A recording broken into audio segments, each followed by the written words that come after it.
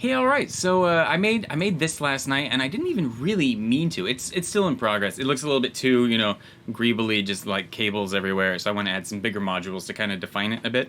But yeah, I was just doing some quick photo scans and putting. This was my cleanup file where I was cleaning everything up, and I just kind of kept sticking it together, and this thing popped out. And now I'm thinking it'd be really fun to animate it and have like the wiggle bones keep everything kind of going like, so it's kind of just everything shaking a little bit, and I can parent it to a Rococo mocap thing. I can do the deal where I apply the leg data to the robot legs and like the arm data to the pilot, so I can just walk around and animate them both at once, which I always think is really fun. But this came together really quick, and I wanted to show you kind of the process for doing that. It's a lot of stuff I've talked about before, but I thought let's go over it again, especially now that reality capture is significantly cheaper than it used to be. I have some dust stuff going on here, which I'll link below how I set that up. I've talked about it before, but I just like it because it just applies some dust on the top and mixes everything. It just makes everything feel a little bit more cohesive, and we can control how much dust. But here, if I mute that, you can see what it actually looks like. Oh, let's turn off that one too. There we go. Yeah, a little bit cleaner. And these are basically all from under the hood of my car. So this is the bracket that I'm using all over the place, and yeah, you can see my alternator ended up basically everywhere. I also added a chainsaw here, and yeah, the design is honestly, you can still feel it's copy and pasty right now. Like these are obviously the same elements just over and over, so I'll work on breaking that up. But yeah, let's go into how I made these pieces, because it goes pretty quick. So I actually just recorded this in the backyard. A seat in Caitlin's car just snapped backwards, and so we had to replace it. And this one's just been growing weird mushrooms in the driveway for the past year and a half, and getting this nice natural aging. Like, look at that spring. If I can get that spring, that'll be so great. And so you can see what I'm doing here is I'm just trying to get coverage of it. You could shoot this with your phone. It probably helps if you use an app that doesn't have like a digital stabilization, because you want or auto exposure, because you don't want everything changing and being digitally changed before the file's saved. And so I'm just moving all over, trying to get every angle. I'm trying to use as deep of a depth of field as possible with as small of a shutter as possible and as quick of a shutter speed as possible, which means I'm really limiting the amount of light that's getting to the sensor. But fortunately, the A7 III has a really sensitive sensor, so I'm able to keep all of this pretty crisp. But yeah, lighting is really one of the most important things if you're trying to get a good photo scan. This footage is a little sickening. But so what I'm gonna do is I'm gonna throw like every fourth frame of this into reality capture. And the easiest way to get every fourth frame is to throw it into a video editor and just speed it up. So let's just jump over and do that in Blender right now. Wow, I got a minute and a half of this. And because it's impossible to talk about photo scanning now without the new iPhone tech coming up, let's talk about that really quick.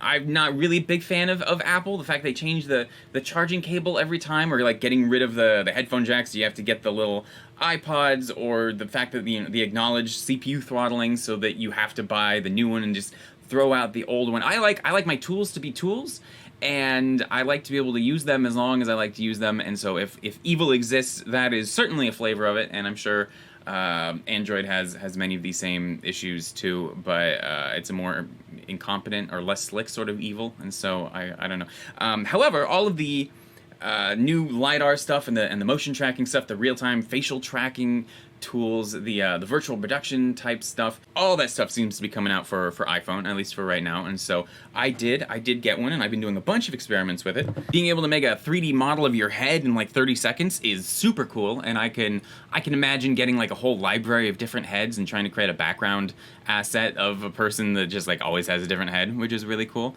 But yeah, in terms of the LiDAR itself, this is Polycam, and the results are like fine. The texture projection, carries most of the weight. The actual mesh detail is fairly low, and this is in Forge. Same thing, could work great for environmental type assets if you're trying to just scan a bunch of objects to populate, a city scene or something like that. But for anything close up, for little tech bits, it doesn't work particularly well. I'm getting a bunch of photo scans of in Scaniverse of different rooms, and I thought maybe it'd be cool to have a library so that to just put inside of building windows. If the camera ever gets too close, you can actually look inside and see stuff. I applied a decimate modifier to these, so the UVs are a little bit scrambled, but even still, yeah, the resolution doesn't get all that fine mesh-wise. All right, so I'm in Blender, gonna open up a video editing space, and down here I'm just gonna hit Shift A and go to Movie and load in my footage.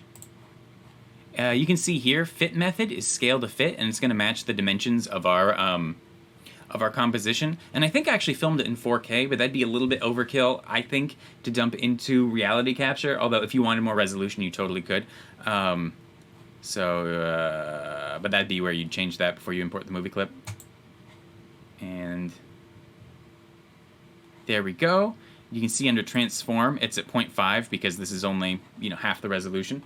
But to speed it up, it's a little bit unintuitive. I'm gonna click on the clip and hit Shift A and add an effect strip, speed control, which appears right above the footage. And here under multiply speed here, I can just change this to 4. And now it'll just use every 4th frame to speed it up. Unfortunately, it doesn't actually change the clip length, which means once we get a quarter of the way through this footage here, it'll just hold on the last frame, and we just kind of have to hunt for where that is. So you can see here, it's just frozen. There's the last frame. It's frame 556. I will paste that in there, set up the output under seat, and just given how kind of junky the original footage is, I think I can just go with a JPEG, and that'll be totally fine. And so now I hit Control F12, and it will export my image sequence here. So this will take a minute, not too long. All right, it's done, and so now I'm over in reality capture. I can just grab all of those frames and drag them into here. And because the camera doesn't move much between frames, I'm gonna go into the alignment settings here and just make sure the image overlap is set to high, and everything else is basically just default.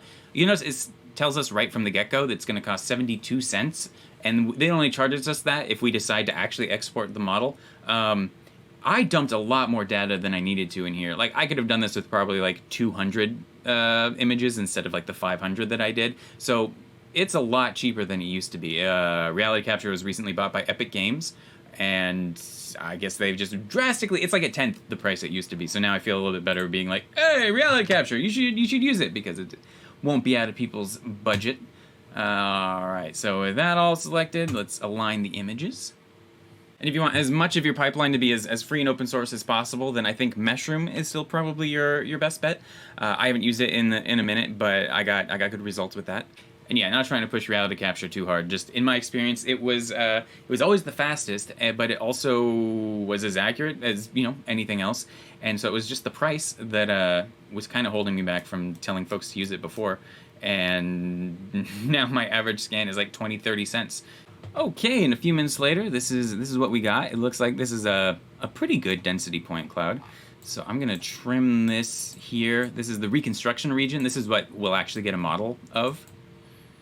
And okay, cool, and calculate model.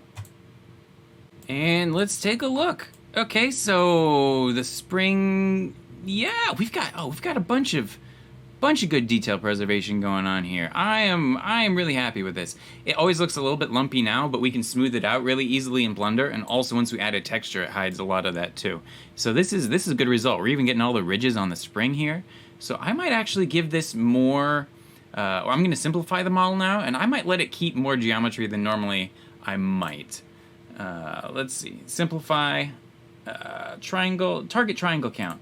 Let's say, I don't know, 250,000? I think that's 250 million. Yeah, there we go.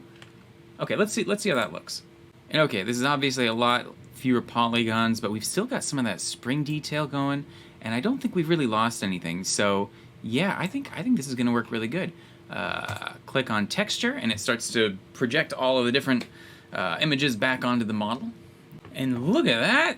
That looks like that turned out. Oh, this turned out really good. Yeah, and a lot of these pieces are looks like they've got good texture. Okay, nice. I'm going to export this. Click on model here. call this seat base model. Nick confirms I want to pay 70 cents. I say, yes, I do. Okay. And now let's hop back into Blender. One thing to keep in mind is one of the fastest ways to bog down your scene is by having huge textures. And all of the textures that are automatically generated are pretty big. And so one of the easiest ways to optimize your photo scans is to shrink that down. Like you can see here, the size of the texture just made is 75 megabytes with 8,000, and it's 8,000 pixels square. So I'm just going to right click on this, and then you can do this in any image editor, but I'm going to go to edit. It literally cannot open it. All right, Photoshop. In fact, I'm going to open all these and batch do them all at once. Just pop them open. Photoshop will go, oh man, this is hundreds of megabytes of texture information. And like, look at this. So it's 8,000 pixels square, but like this is the actual resolution of the texture right here. They're like, this is all blurry. We could shrink this down so much before we even noticed anything was gone. So I'm just gonna save this as like maybe 2,000 pixels across. Okay, I guess this one's only 4,000, but still, I can shrink it to 2,000. No one will miss anything. Okay, and this one, maybe I'll just shrink this one down to 3,000. Let's see, does it give me a preview? Does it look like the textures are pressing up against the resolution? Maybe I'm losing a little bit, but I'd rather have that responsiveness back in the software, you know? Okay, so. Okay, back in Blender, and let's try changing this from the 8,000 square pixel texture to the 3,000 square pixel texture, and see if we notice a difference. So I'm just gonna go over here, change the engine model JPEG. There we go. And I don't really see a difference, and we've just saved a bunch in terms of memory. So I call that a win. Okay, so let's import our underseat seat base model. Import. All right, so okay, how do we clean this up? I'm going to align it with here. First, I'm going to go into local view. Let's turn on the screencast keys. There we go. All right, so I'm going to actually go into wireframe mode here with X-ray enabled so we can see through. So that way I can kind of see the density of the mesh. And I'm just trying to line it up here. Is that seems fairly square. I'm gonna hit Control A and apply the rotation. And okay, first let's just separate it from everything else. I'm gonna bring in a cube, and because I have the Bool tool add-on that comes with Blender enabled, you can just activate it in the preferences. I can move it until it blocks everything I want to get rid of, and I might actually do this in passes. Although this is looking pretty good, because I think keeping some negative space could be a really cool thing. Let's see if I lower that. I want to get rid of this fabric bit, of course. And how's that look? Yeah, that seems to be keeping just the kind of techie stuff that I think I might want to hold on to. Although, what I'm going to do is I'm going to duplicate this, because I think I like this little buckle mechanism over here. So I'm going to hit M. Oh, well, I'll just keep it over here for now. And now I'm going to click on the cube, shift-click on the seat mechanism. Actually, here, let's get some of this stuff back. I can add a little bit more geometry and just grab that and pull it down. Yeah. If I go into material preview, I might get rid of some of this extra stuff later, but for now I think this is looking pretty good. So click on this, shift click on the seat, and hit Control negative on the numpad, which with the Bool tool is the hotkey for creating a Boolean operation to eat away at the seat from wherever this cube is. And it's taking a while because the new modifier, the new Boolean modifier, is really powerful and very accurate, but it is a bit slower if you're dealing with a massive amount of geometry. So that's just the thing to keep in mind. If I'm going to be tweaking it a lot, I'll sometimes go in and change it to fast instead of precise or whatever it is, which I'd show you, except it's currently frozen. And it disappeared. Okay. Why did it disappear? I want to blame the new Boolean modifier for that. Let's go to fast, see if it comes back. Okay, it came back. So for whatever reason, exact was not exact. Or maybe it was and I just messed something up. Entirely possible. I'm going to apply it.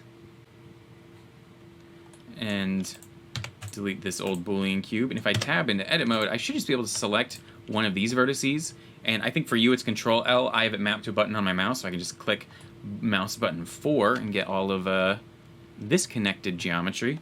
Control I inverts it, and I can just hit X delete. And now I have this nice little kind of tech panel. Here, let's right click, set origin to geometry to be in the center here.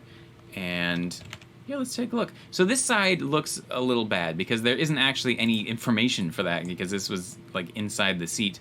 And so one thing I do sometimes is, like if I go into edit mode, I'll just duplicate all of this, slide it over, scale it -1 on the y-axis, just make them kiss like that, and that way you at least, you know, there is never a side where you see everything falling apart. This isn't useful everywhere, but it's like if you're making a table or something. Yeah. Or maybe sometimes I'll scale it down like this, and so it just fills in that gap without also adding too much bulk. Like that doesn't look too bad. Another thing, this is still a lot of data for effectively what should just be a tiny little piece. And so if you add a decimate modifier here, maybe a ratio of 0.2, that means we're only using 20% of the vertices, but it didn't change all that much. You can see some of the textures slid a little bit, and so that's kind of up to you. But I might just keep it like this. I think I like this. Maybe 0.3. Yeah, there we go. Now we'll apply that, and that geometry's just gone forever. Although if we ever need to undo it, remember we still have the original hidden over here. In fact, let's leave local view, and I can just hit M and put that in the original collection here. But yeah, okay. So now we've got this nice new piece we made. Stick it on the roof here, and that blends nice. I could create a little rack maybe in the back, where it's like maybe it's a scavenger robot and he could stack things that he got back here. That'd be kind of nifty. Or maybe a like a ladder for climbing up on the side. Now, one thing that's really smart to do, I think, is use this for multiple pieces. Like this works great as is, but here let's duplicate this. I'm gonna delete all of these ones, and I just want to I want even more negative space. So here, let's go back into local view, create another cube. Just do the same thing over again, but just create a variant using this same data. So like right here, this is cool. This is lots of nice empty space. I might try to get yeah, some of these bits back. Cool. I'll just do the same thing. Click on this, shift click on this, control negative, and apply. And that, trying to model that by hand, that would be pretty hard. Okay, so one thing, oh, I totally forgot because this scan turned out so good. This looks a little like if we go into solid mode, this looks all warbly. If we jump into sculpt mode and go into smooth, we can smooth that out like really easily. Here, I'll go into material preview, and like, it just can clean everything up, especially these cylinders and stuff. It'll clean them right up. So one thing to keep in mind is it's also, as it moves the geometry around, it's dragging the texture data with it. And so if you have like a very straight line, as you smooth it up, like, I don't know, the more we smooth this, the more crooked it'll drag the texture to be. And so that's, you know, that's the trade-off right there. Fortunately, most of this is just gunky, and so I can smooth it and everything will get out of alignment, but you won't be like, that rust is out of alignment. Cool. Oh, and also just while we're here, let's go into a texture paint, and you can use like Photoshop tools really easily here too. Like, oh man, this really did get all crooked, didn't it? I'm gonna turn the radius down, maybe to that, and I'm gonna set the 3D cursor by shift right clicking right there, and now I can go over here and look at that, it's doing a clone tool thing. It's just clone painting from here over there. So if I wanted to make another spring, I could like yeah, you're a spring now. It's so powerful. Like you can even, like say back here, you wanted to fill all this in, you could just clone tool it and fix it all up. Unfortunately, what I need for this model isn't actually more, I mean, here, we can use this to kind of make a roll cage in here, but what I need isn't more random little doodads. It's big bulky pieces to keep it from looking too, you know. There's just ideally there's a design balance where it isn't just a bunch of little junk. It's also like big stuff, so that if you had to like draw it on a piece of paper, you could actually draw it without having to be like, that's just a design preference of mine. Is that there? Since photoscan pieces can be larger than the average object, I love to use Alt-D instead of Shift-D, so they're all just different instances of the same object. It just makes it a lot more lightweight for the computer to handle. And yeah, so none of it's particularly well designed, but if you're just trying to make some stuff to fill in a background that all kind of feels a little bit tangible, this is a really fun way to do it. And oh, and I forgot. Yeah, let's put our dirt back on here. And again, I'll link below the how to make up this node setup. You can see once I've got this material. Where are we? I can hit Shift A and just add in my dirt node, slide it in there at the end, and now it's got the same dirt settings as everything else. So everything's nice and dirty. I might even keep going with this and just get, you know, try to isolate some of these springs and other little bits. So let's just add some edge loops here, bring this up. That'll be fine. Let's apply the modifier. And actually, we can still see a bunch of polygons here. Let's right click, shade smooth, and that smooths that out. And then we can go into data properties and check auto smooth, and that'll crunch up some of the more intense angles. But this piece right here, this is great. You right click, set origin to the middle. Because we could just make like a new arm or something here. Of course, now that I booleaned, I guess, the top, the back, and the bottom, you can see there's a lot of like nonsense texture and kind of flat bits going on, so it only really works from this angle, which means it's still useful. You know, it can still stick it around, but maybe it isn't as good for just brute structuring bits like I was trying to do. I like that though. This is kind of feeling... The difficulty I have is I come up with a nice big shape with lots of empty space, and then I keep adding little bits until it's just like right here. This whole area is it's just details. It's not anything that you would ever, it doesn't read as anything. It's just details. What's this little dangly doodad look like? Kind of looks like a hook. Yeah, carrying this thing around. Okay, let's jump into cycles, see what it looks like. Ooh, I'm enjoying loading it in with different HDRIs. Oh, this is very Simon Stålenhag, isn't it? Actually, this plays good with light. I'm digging it. And then we take it to Grandma's house. Sometimes I feel bad because I like just looking at how it looks, and I like trying it under different lighting and just like seeing how stuff works out. But I think that's useful for the process too, because it means you know what angles work best for your model and what lighting makes it look best. And so when it comes to time to actually use it in a scene, you kind of have a leg up. I might go further and try to animate this, because again, with the wiggle bones and all of that, I could just have the original mocap data, or you could hand animate it fairly easily too with the IK rig, and everything else, as long as I have the bones going through here, would just transfer that motion along, and everything would be all swinging and moving. And I've got a tutorial for how to use the wiggle bones a little bit too, so I'll link that below. But yeah, I'll upload some of these scans I've been doing. I've got another engine that I scanned too from the Vanagon. It's not quite as good because it's a little bit more recessed, and so it's a little darker, so everything was a little bit not as crisp, but hopefully still something good in there. And yeah, anyways, have a good one.